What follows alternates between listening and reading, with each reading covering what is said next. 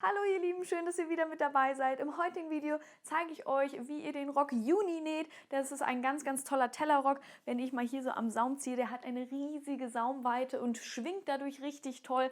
Hat vorne noch ein Bindeband und ein Gummibund, also auch richtig schön bequem und auch perfekt für Anfänger geeignet.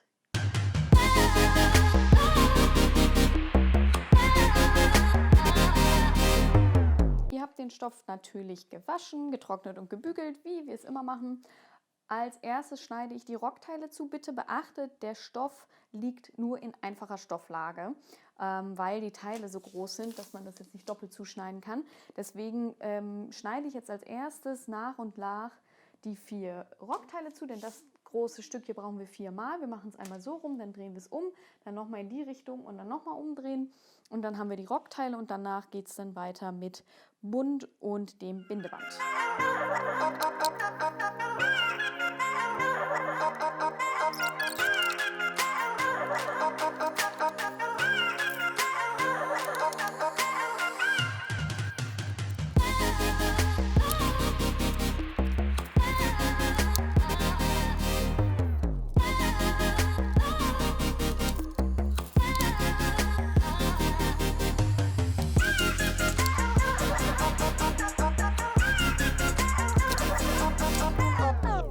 Für den Bund legt ihr jetzt den Stoff einmal im Bruch und legt dann den Bund an, um den zuzuschneiden. Nach dem Zuschneiden übernehmt ihr dann noch die Knipse hier oben und unten und am Bruch auch einmal markieren.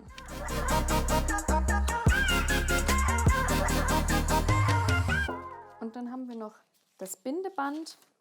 Da könnt ihr auch einfach, wenn ihr eine Webware habt, könnt ihr das auch einfach abreißen. Macht euch einfach 2 Knipse. Also das Bindeband ist jetzt so breit. Ich mache mir einfach rechts und links daneben einen Schnitt rein, weil das eine Webware ist, die ich reißen kann. Weil dann ist es definitiv auch gerade. So ein schmales Band zuzuschneiden ist ja immer ein bisschen tricky. Deswegen reiße ich mir das immer gerne. Dann würde ich das nochmal ordentlich bügeln, damit man es dann nachher besser verarbeiten kann. Wir nähen jetzt noch eben die Knopflöcher in den Bund. Wir haben ja hier 2 Markierungen und die Knopflöcher gehen dann von der Markierung nach außen weg. Denn hier in der Mitte ist ja die vordere Mitte und dann gehen die Knopflöcher von der vorderen Mitte nach außen. Ich würde jetzt ein Knopfloch machen, was vielleicht so 2 cm groß ist. Wir haben ja jetzt keinen Knopf, der dazu passen muss. Also könnt ihr das relativ frei bestimmen. Das sollte nicht zu groß sein, aber auch natürlich nicht zu klein, dass das Band nachher nicht durchpasst. Um den Rock zusammenzunähen, nähen wir jetzt alle 4 Teile an den Seitennähten zusammen. Dafür legen wir als erstes 2 Teile rechts auf rechts aufeinander und nähen sie dann an einer Seite zusammen. Hier solltet ihr darauf achten, dass ihr immer von oben von der Bundseite, sage ich mal, bis runter zum Saum näht, denn es kann jetzt sein, dass eure Teile unterschiedlich lang sind. Durch den schrägen Fadenlauf kann es sein, dass sich die Versäuberung durch die Versäuberung hier etwas verzogen hat. Das ist aber gar nicht so schlimm. Ich würde einfach hier oben anfangen und ganz normal bis unten durchnähen und wenn dann ein Teil länger ist als das andere, wird das einfach nachher abgeschnitten, weil es zu lang ist, da der Rock sich auch noch mal ein wenig auslenkt. Genau, also wir nähen jetzt erstmal die Seite zusammen, dann klappen wir das auf und nähen dann da nochmal was dran und hier unten nochmal und dann schließen wir das Ganze und haben 4 Teile zusammengenäht. Für den Bund könnt ihr erstmal den Bund einmal horizontal bügeln, also so, einmal in der Hälfte zusammenbügeln und danach klappen wir das Ganze wieder auf, legen es rechts aufeinander und schließen hier die kurze Seite. Da können wir dann auch die Nahtzugabe auseinander bügeln und dann können wir schon den Bund an den Rock nähen. Wie ihr jetzt hier bei mir auch sehen könnt, ist auch mein Saum nicht ganz gleichmäßig. Ich habe hier eine Seite ein wenig länger als die andere. Das ist aber auch gar kein Problem, denn wie gesagt, der Rock ist im schrägen Fadenlauf hier zugeschnitten, da lenkt sich einiges aus. Das könnt ihr jetzt einfach abschneiden. Das empfehle ich aber tatsächlich nur bei diesen Röcken, wo es dann wirklich im schrägen Fadenlauf ist, sonst niemals einfach irgendwas abschneiden. Aber hier dürft ihr diesen Zipfel auf jeden Fall abschneiden und gleichmäßig im Saumverlauf mit einlaufen lassen, denn wir müssen nachher nochmal an den Saum ran, wenn der Rock sich ausgehängt hat. Wenn ich den Rock hier schon mal liegen habe, kann ich jetzt auch schon mal den Bund dran machen. Dafür schaut ihr, wo eure Knopflöcher sind. Die sind bei mir hier vorne. Da ist auch in der Mitte dann ein Knips und dieser Knips kommt dann auf eine Naht. Das heißt, wir haben eine Naht in der Mitte. Wenn ihr das nicht so schön findet, könnt ihr auch die Naht ein bisschen verschieben. Dann passen aber die Knipse natürlich nicht mehr ganz, aber das habe ich jetzt auch schon öfter bei meinen Probenäherinnen gehabt. Wie auch immer, der Knips kommt hier auf die Naht mit den Knopflöchern nach unten und dann kommt der nächste Knips auf die nächste Naht, einmal rundherum und dann haben wir hinten auch eine Naht für den Bund, die trifft dann auf die Naht am Rock hinten. Und dann können wir das Ganze bei 1 cm schließen, aber lasst eine Öffnung von 10 cm, weil ja noch das Gummiband rein muss. Ich habe jetzt hier unten drunter den Bund und oben drauf den Rock und jetzt habe ich aber bemerkt, dass auch hier sich der Stoff ein wenig ausgedehnt hat und nicht mehr hundertprozentig an den Bund passt. Was ihr jetzt machen könnt, ist Folgendes. Ihr haltet jetzt den Bund gerade und schaut, dass ihr einigermaßen gleichmäßig verteilt die Weite legt, steckt euch nochmal 1, 2 Nadeln und dann bügelt ihr die Weite mit dem Bügeleisen ein. Das heißt, ihr geht jetzt mit dem Bügeleisen hier nochmal drauf, damit die Weite von dem Rockteil ein wenig eingehalten wird und dass es dann wieder an den Bund passt. So, der Bund ist jetzt angenäht. Wir können jetzt die Nahtzugaben noch nach unten bügeln und dann ziehen wir das Gummi in den Bund ein. Dafür nehmen wir uns dann eine Sicherheitsnadel und befestigen die am Ende des Gummibands und ziehen das Ganze dann jetzt in den Bund. Jetzt muss ich mal eben meine Öffnung suchen. Genau hier. Wir fädeln uns das also jetzt in den Bund und ziehen das Gummi einmal komplett durch den Bund. Aber Achtung, passt auf, dass ihr die beiden Enden trotzdem behaltet, dass es nicht in den Bund rutscht, weil das müssen wir ja dann jetzt gleich noch zusammennähen.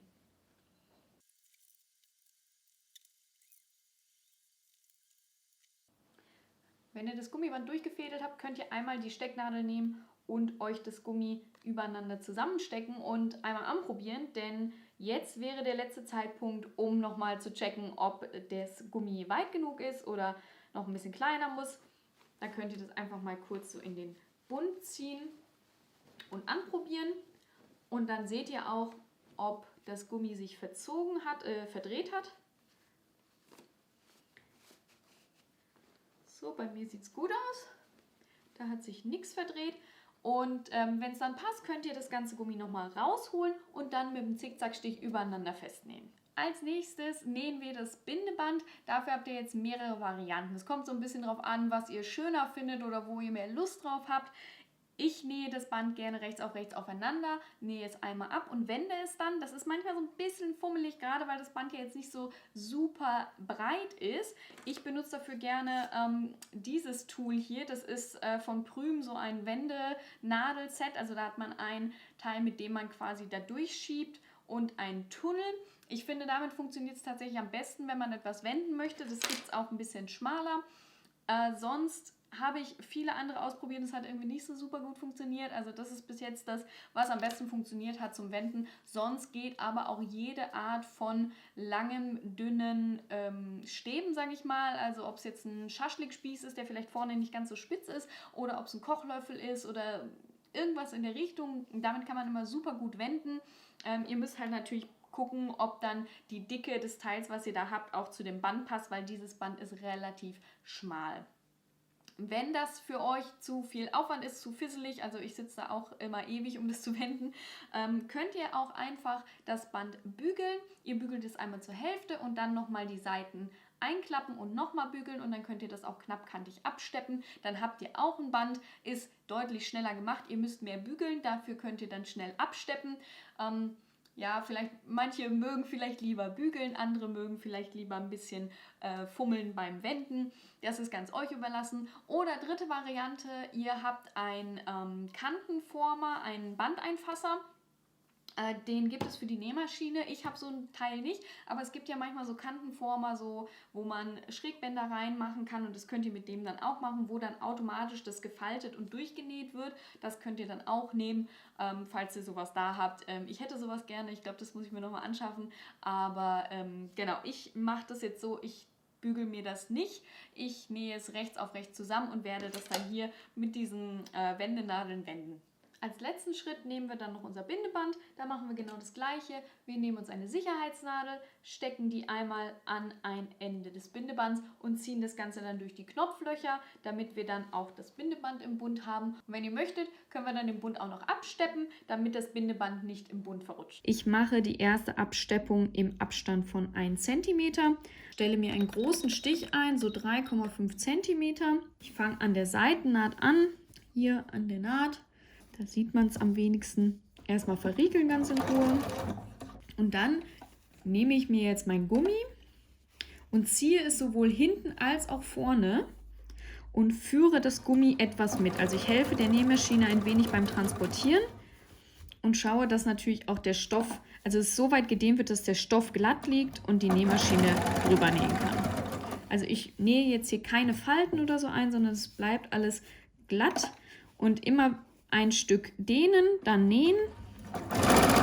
Und wenn ihr merkt, ihr kommt zum Ende, loslassen, aufhören zu nähen und wieder neu greifen. Also nicht in einem Flow, weil dann kann es sein, dass das zurückflitscht und die Nähnadel abgebrochen wird. Also erst dehnen, dann anfangen zu nähen, dann wieder aufhören zu nähen, locker lassen, dann wieder von vorne.